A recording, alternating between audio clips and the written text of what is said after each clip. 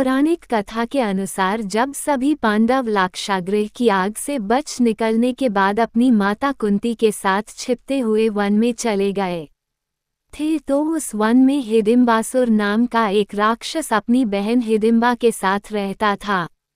हिडिंबा ने जब भीम को देखा तो उसको भीम से प्रेम हो गया। तभी हिडिंबासुर भी वहां आ गया। उसके बाद युद्ध में भीम ने उसका वध कर दिया। कुंती के कहने पर भीम ने हिडिंबा से विवाह कर लिया। कुछ समय बाद भीम और हिडिंबा के मिलन से एक महापराक्रमी बालक पैदा हुआ। वो क्षण भर में ही बड़े बड़े राक्षसों से भी बढ़ गया और तुरंत ही जवान हो गया। घटोत्कच के सिर पर बाल नहीं थे। घटोत्कच का नाम सिर पर बाल नहीं होने के कारण घटोत्कच पड़ा था।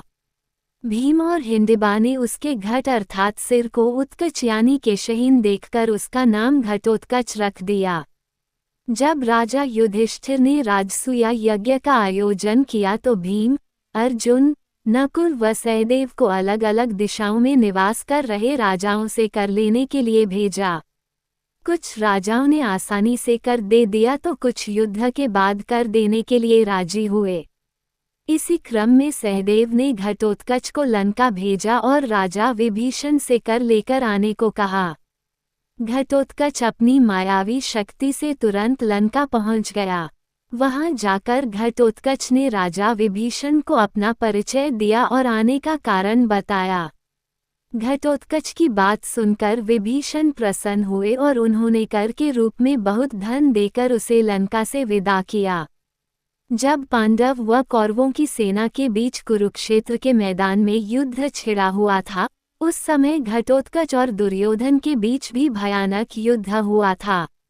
जब भीष्म पितामह को पता चला कि दुर्योधन और घटोत्कच में युद्ध हो रहा है तो उन्होंने द्रोणाचार्य को कहा कि घटोत्कच को युद्ध में कोई भी पराजित नहीं कर सकता, इसलिए आप उसकी सहायता के लिए जाए।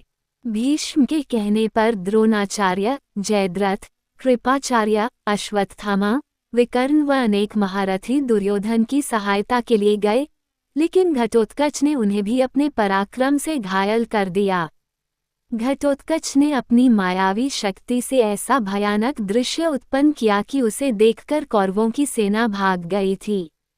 युद्ध के दौरान घटोत्कच और कौरवों की ओर से युद्ध कर रहे राक्षस अलम्बुश में भी भयानक युद्ध हुआ था। अलम्बुश भी मायावी विद्याएं का ज्ञाता था। घटोत्कच युद्ध में जो भी माया दिखाता उसे अलम्बुश अपनी माया से नष्ट कर देता था। अलम्बुश ने घटोत्कच को अपने तीरों से घायल कर दिया। गुस्से में आकर घटोत्कच ने उसका वध करने का निर्णय लिया। घटोत्कच ने अपने रथ से अलम्बुश के रथ पर कूदकर उसे पकड़ लिया और उठाकर जमीन पर इस प्रकार पटका कि उसके प्राण निकल गए। ये देख पांडवों की सेना में हर्ष छा गया और वे प्रसन्न होकर अपने अस्त्र शस्त्र लहराने लगे। वनवास के दौरान जब पांडव गंधमादन पर्वत की ओर जा रहे थे, तभी रास्ते में बारिश व तेज हवाओं के कारण द्रौपदी बहुत थक गई। तब भीम ने अपने पुत्र घटोत्कच को याद किया। घटोत्कच तुरंत वहां आ गया। भीम ने उसे बताया कि तुम्हारी माता बहुत थक गई है, तुम उसे कंधे पर बैठाकर हमारे साथ इस तरह चलो कि उसे किसी तरह का कष्ट न हो। घटोत्कच ने भीम से कहा कि मेरे साथ और भी साथी हैं, आप सभी उनके कंधे पर बैठ जाए। माता द्रौपदी को मैं अपने कंधे पर बैठा लेता हूँ। इस तरह आप सभी आसानी से गंधमादन पर्वत तक पहुँच जाएंगे। पांडवों ने भी ऐसा ही किया और सभी घटोत्कच के साथी के कंधों पर बैठ गए। कुछ ही देर में घटोत्कच व उसके साथियों ने पांडवों को गंधमादन पर्वत तक आसानी पहुंचा दिया। जब कर्ण पांडवों की सेना का संहार कर रहा था, उस समय श्री कृष्ण ने घटोत्कच को अपने पास बुलाया और कर्ण से युद्ध करने के लिए भेजा। जब दुर्योधन ने देखा कि घटोत्कच कर्ण पर प्रहार करना चाहता है तो उसने राक्षस जटासुर के पुत्र अलम्बुश को युद्ध करने के लिए भेजा। इस अलम्बुश और घटोत्कच में भी भयानक युद्ध हुआ। पराक्रमी घटोत्कच ने इस अलम्बुश का भी वध कर दिया। राक्षस अलम्बुश का सिर काटकर घटोत्कच दुर्योधन के पास पहुंचा और गर्जना करते हुए बोला कि मैंने तुम्हारे सहायक का वध कर दिया है। अब कर्ण और तुम्हारी भी यही अवस्था होगी। जो अपने धर्म, अर्थ और काम तीनों की इच्छा रखता है, उसे राजा, ब्राह्मण और स्त्री से खाली हाथ नहीं मिलना चाहिए। ऐसा कहकर घटोत्कच ने अलम्बुश का सिर दुर्योधन की ओर फेंक दिया था। जब श्री कृष्ण के कहने पर घटोत्कच कर्ण से युद्ध करने गया तो उनके बीच भयानक युद्ध होने लगा। घटोत्कच और कर्ण दोनों ही पराक्रमी योद्धा थे, इसलिए वे एक दूसरे के प्रहार को काटने लगे। इन दोनों का युद्ध आधी रात तक चलता रहा। जब कर्ण ने देखा कि घटोत्कच को किसी प्रकार पराजित नहीं किया जा सकता तो उसने अपने दिव्यास्त्र प्रकट किए। ये देख घटोत्कच ने भी अपनी माया से राक्षसी सेना प्रकट कर दी। कर्ण ने अपने शस्त्रों से उसका भी अंत कर दिया। इधर घटोत्कच कौरवों की सेना का भी संहार करने लगा। ये देख कौरवों ने कर्ण से कहा कि तुम इंद्र की दी हुई शक्ति से अभी इस राक्षस का अंत कर दो, नहीं तो ये आज ही कौरव सेना का संहार कर देगा। कर्ण ने ऐसा ही किया और घटोत्कच का वध कर दिया।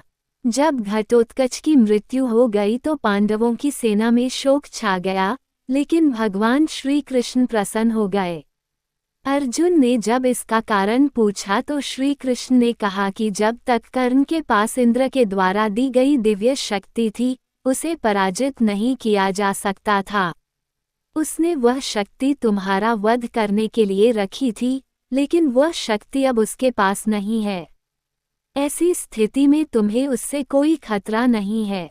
इसके बाद श्री कृष्ण ने ये भी कहा कि यदि आज कर्ण घटोत्कच का वध नहीं करता तो एक दिन मुझे ही घटोत्कच का वध करना पड़ता, क्योंकि वह ब्राह्मणों व यज्ञों से शत्रुता रखने वाला राक्षस था। तुम लोगों का प्रिय होने के कारण ही मैंने पहले इसका वध नहीं किया था।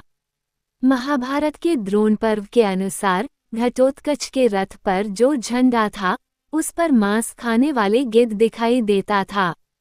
उसके रथ में 8 पहिए लगे थे और चलते समय वो बादलों के समान गंभीर आवाज करता था। 100 बलवान घोड़े इस रथ में जुते थे। उन घोड़े के कंधों पर लंबे लंबे बाल थे, उनकी आंखें लाल थीं। घटोत्कच का रथ रीछ की खाल से मढ़ा था। उस रथ में सभी प्रकार के अस्त्र शस्त्र रखे हुए थे। विरूपाक्ष नाम का राक्षस उस रथ का सारथी था। तो मित्रों, हमारी आज की यह कहानी आपको कैसी लगी कमेंट में जय श्री कृष्ण जरूर लिखें।